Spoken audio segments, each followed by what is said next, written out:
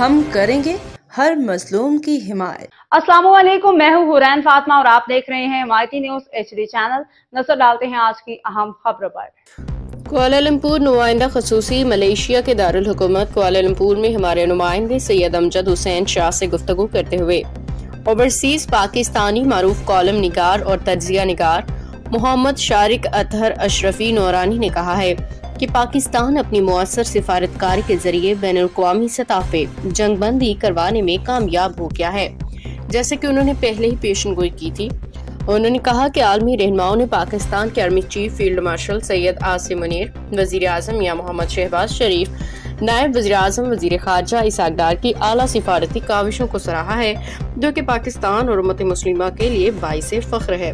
اپنے بیان میں انہوں نے مزید کہا کہ اسلام کے نام پہ قائم ہونے والا ملک پاکستان ایک بار پھر دنیا میں امن کے قیام کے لیے اہم کردار ادا کرنے میں کامیاب ہوا ہے، جو ایک بڑی سفارتی کامیابی ہے۔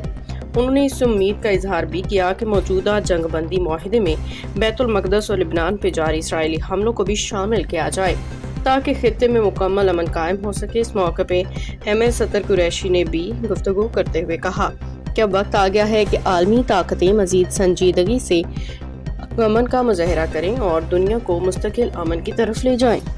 انہوں نے پاکستانی قیادت کو مبارکباد پیش کرتے ہوئے کہا کہ ایران، امریکہ اور اسرائیل کے درمیان جنگ بندی میں پاکستان کا کلیدی کردار اس بات کا واضح ثبوت ہے کہ پاکستان ایک ذمہ دار، امن پسند اور باوقار ملک ہے جو عالمی مسائل کے حل میں مؤثر کردار ادا کر سکتا ہے۔ انہوں نے کہا کہ آج دنیا کے بڑے میڈیا پلیٹ فارمز، چاہے وہ جرمنی ہو، امریکہ یا دیگر ممالک، پاکستان کی سفارتی کامیابیوں کا اعتراف کر رہے ہیں، جو کہ ہر پاکستانی کے لیے باعث فخر ہے۔ اوورسیز پاکستانیوں کا کہنا تھا کہ اس کامیابی سے ان کا سر فخر سے بلند ہو گیا۔ پاکستان زندہ باد، پاک فوج زندہ باد۔ اعوذ باللہ من الشیطان الرجیم، بسم اللہ الرحمن الرحیم، ورفعنا لک ذکرک، صدق اللہ العظیم۔ ناظرین، الحمدللہ، شکر الحمدللہ، آپ نے دیکھا کہ اب امت مسلمہ فیلڈ مارشل سید عاصم منیر صاحب،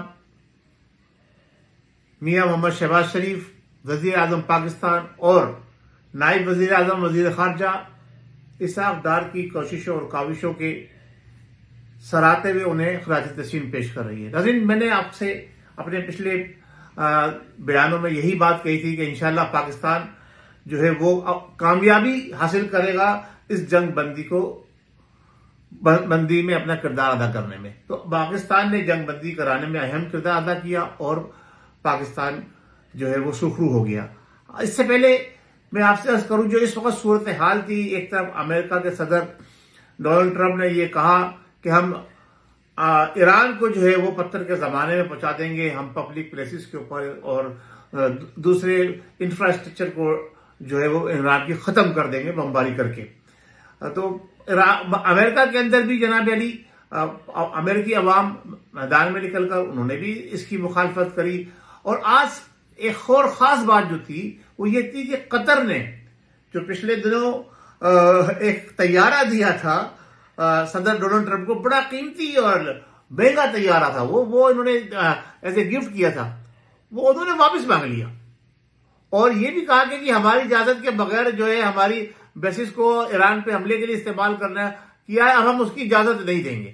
تو دیکھیں، ایک طرف فرانس اور جرمنی پیچھے ہٹے، پھر ان کے اپنے برطانیہ نے جو ہے وہ صدر ڈونلڈ ٹرمپ کو جو جھنڈی دکھا دی، دوسری طرف قطر، اب انہوں نے ڈر تھا کہ قطر کے بعد دوسرے عرب کنٹریز بھی جو ہے نا وہ اس طرف نہ بڑھ جائیں، تو انہوں نے پاکستان سے، میں یہ سمجھتا ہوں کہ یہ ہمارے جو تینوں ذمہ داران تھے پاکستان کے، انہوں نے بڑا کلیدی کردار ادا کیا، کنوینس بھی کیا صدر ٹرمپ کو اور پھر ایران کو بھی کنوینس کیا۔ دیکھیں، ایران کو بھی انہوں نے کنوینس کرنے میں اپنا اہم کردار ادا کیا ہے۔ تو اب یہ جنگی صورتحال ہے وہ فی الوقت تھم گئی ہے، رک گئی ہے، لیکن اس کو حتمی نہیں کہا جا سکتا ابھی۔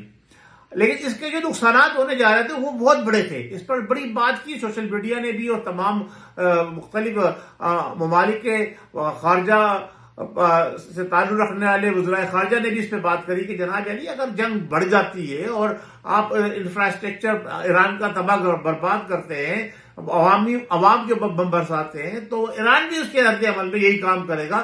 تو اس طرح سے پوری دنیا تباہی کے دہانے پہ چلی جائے گی. خوراک کا مسئلہ ہوگا, پیٹرول کا مسئلہ ہوگا, ڈیزل نہیں ملے گا, اور ہر طرف جو ہے پاورز کے اوپر بات ہو رہی تھی کہ پاور پلانٹس بند کر دیں گے, پاور پلانٹس ختم ہو جائیں گے. تو ایک طرح سے یہ تھا کہ دنیا پوری جو ہے نا وہ جیم ہو جائے گی. دوسری طرف اسرائیل مزے لے رہا ہے. اسرائیل ہے اصل میں تو وہ اسرائیل ہے جو شیطان کا نام ہے.